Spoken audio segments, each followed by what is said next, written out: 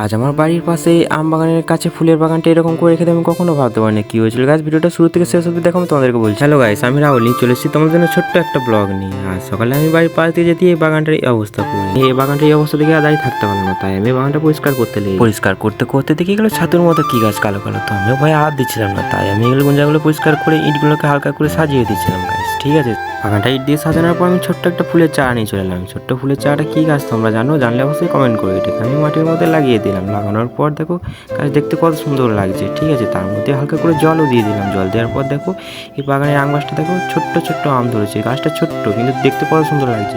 আর এই ছোট্ট টবটার মধ্যে অ্যালোভেরা গাছগুলো বাড়ছিল না, শিকড়গুলো তাই মাটি অব্দি যাচ্ছিল না, তাই আমি ছোট্ট করে গর্ত করে অ্যালোভেরা গাছটার মধ্যে সার দিয়ে অ্যালোভেরা গাছটাকে লাগিয়ে দিলাম। এর মধ্যে হালকা করে জলও দিয়ে দিলাম। ঠিক আছে, কিন্তু এখানে এখনো অনেক ফুলের গাছ লাগানো বাকি আছে। আমি তোমাদেরকে নেক্সট ভিডিওতে দেখাবো এই বাগানটার মধ্যে কি কি গাছ লাগানো বাকি আছে। আর ভিডিওটা ভালো লাগলে লাইক কমেন্ট করে দিয়ে দেখা হচ্ছে নেক্সট ভিডিওতে।